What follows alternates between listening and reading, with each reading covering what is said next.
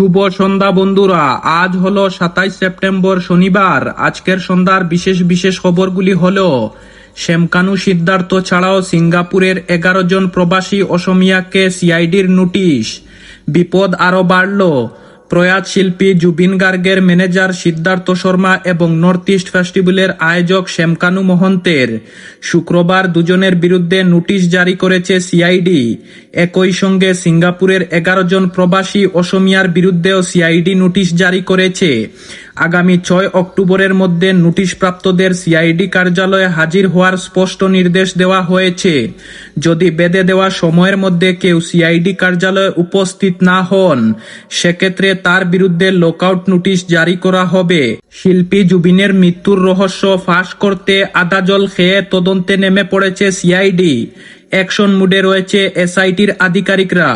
গত বৃহস্পতিবার এসআইটির আধিকারিকদের নেতৃত্বে 3 ভাগে বিভক্ত হয়ে সিআইডির দল শ্যামকানু মহন্ত, সিদ্ধার্থ শর্মা এবং শেখর জ্যোতি গোস্বামীর ঘরে ঘণ্টার পর ঘণ্টা অভিযান চালায়। এদিন শেখর জ্যোতিকে বাদ দিয়ে শ্যামকানু এবং সিদ্ধার্থের বিরুদ্ধে নোটিশ জারি করে সিআইডি। রেহাই দেওয়া হয়নি সিঙ্গাপুরের 11 জন প্রবাসী অসমিয়াকে, যারা গত 19 সেপ্টেম্বর জুবিনের সঙ্গে ইয়টে ছিলেন। শ্যামকানু এবং সিদ্ধার্থের সঙ্গে 11 জন সিঙ্গাপুরের প্রবাসী অসমিয়াকেও এদিন সিআইডির তরফে নোটিশ জারি করা হয়েছে।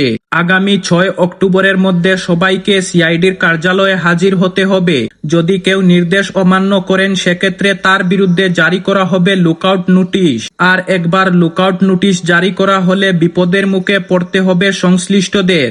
গত দুদিনে সিআইডির তদন্ত প্রক্রিয়া স্পষ্ট, শ্যামকানু মহন্ত ও সিদ্ধার্থ শর্মাকে শীঘ্রই গ্রেফতার করা হবে। কোনো অবস্থাতেই রেহাই পাবেন না তারা। এমনকি যে 11 জন প্রবাসী অসমিয়াকে নোটিশ জারি করা হয়েছে, তাদের মধ্যে 2-1 জনকে গ্রেফতার করার সম্ভাবনা রয়েছে সিআইডির। পরবর্তী খবরটি হল, বড়োল্যান্ড শাসিত অঞ্চলে নির্বাচনে 40টি আসনে একটিতেও জয়ী হতে পারেনি কংগ্রেস। যেসব সংখ্যালঘু এলাকা নিয়ে কংগ্রেস দলের নেতারা আত্মবিশ্বাসী ছিলেন, সেখানে বুট টানতে ব্যর্থ হয়েছে দলটি। গৌরব গগৈ প্রদেশ কংগ্রেস সভাপতি হওয়ার পর এটি ছিল প্রথম নির্বাচন এবং তিনি দলের অবস্থা ফেরাতে ব্যর্থ হয়েছেন। অত্যন্ত এমনটাই মনে করেন বিশেষজ্ঞরা। বড়োল্যান্ড টেরিটোরিয়াল কাউন্সিল নির্বাচন সোমবার শান্তিপূর্ণভাবে সম্পন্ন হয় এবং 77.95% ভোট দান হয়, যা এ যাবৎ সর্বোচ্চ। এবার নির্বাচনে 5 জেলায় 40টি আসনে কংগ্রেস দল প্রার্থী দিতে সমর্থন হয়েছিল এবং গৌরব গগৈ এ বিষয়কে দলের জয় বলে সম্বোধন করেছিলেন। নির্বাচন প্রচারে গিয়ে তিনি বলেছিলেন, অতীতে আমরা সব কয়টি আসনে প্রার্থী দেওয়ার মতো অবস্থায় ছিলাম না।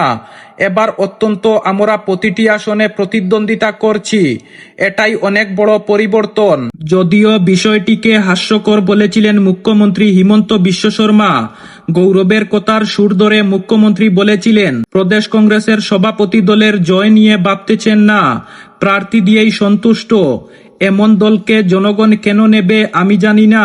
আজকের তৃতীয় খবরটি হলো, অবৈধ মাদ্রাসার শৌচাগার থেকে উদ্ধার করা হলো 40 জন বন্দী নাবালিকাকে।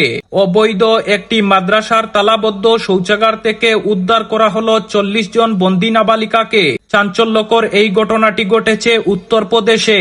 বুধবার ঘটনাটি ঘটলেও পুলিশ তা জানিয়েছে বৃহস্পতিবার। পুলিশ সূত্রের খবর, উত্তরপ্রদেশের প্রয়াগপুর মহকুমায় দীর্ঘদিন ধরে ওই মাদ্রাসাটিতে তারা কার্যক্রম চালিয়ে যাচ্ছিল, কিন্তু সম্প্রতি গোপন সূত্রে মাদ্রাসাটির বিরুদ্ধে বেশ কিছু অভিযোগ আসে পুলিশের কাছে। এরপর বুধবার অভিযান চালায় পুলিশের একটি দল। অভিযোগ তদন্তকারীরা সেখানে প্রবেশ করতে গেলে তাদের বাধা দেন মাদ্রাসার আধিকারিকরা। তারপর শুরু হয়ে যায় বিবাদ। ক্রমে তা হাতাহাতিতে পরিণত হয়। এরপর জোর করে মাদ্রাসায় প্রবেশ করেন পুলিশ আধিকারিকরা।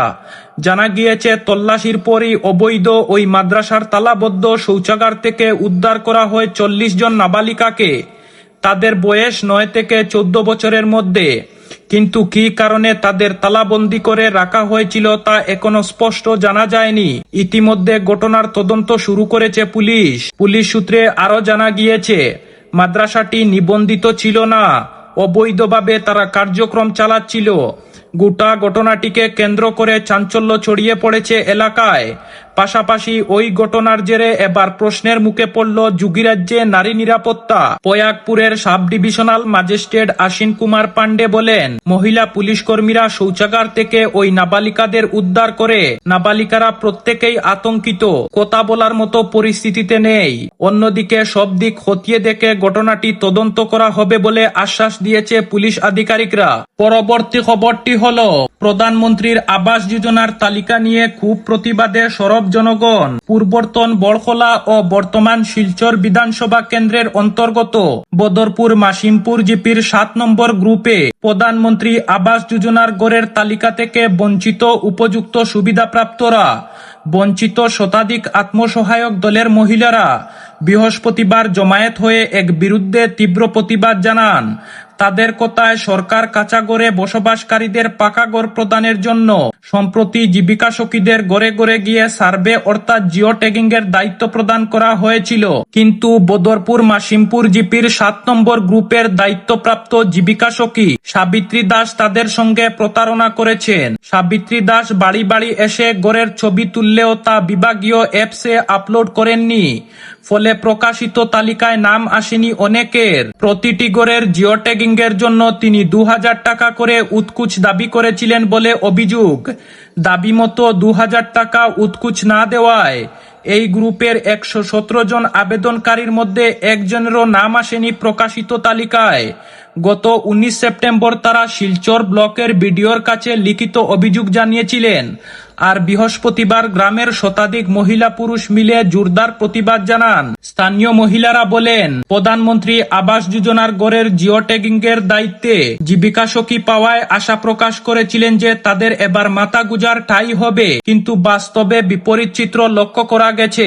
সাবিত্রী দাস জীবিকা সখীর দায়িত্বে থাকলে আর আত্মসহায়ক দল করবেন না বলে জানিয়েছেন এদি। সেই সঙ্গে দাবি তুলেছেন, অবিলম্বে সাবিত্রী দাসকে জীবিকা সখীর পদ থেকে সরাতে হবে। তাদের আরো অভিযোগ, আত্মসহায়ক দলে কোনো কাজ করতে হলে জীবিকা সখী সাবিত্রীকে টাকা দিতে হয়।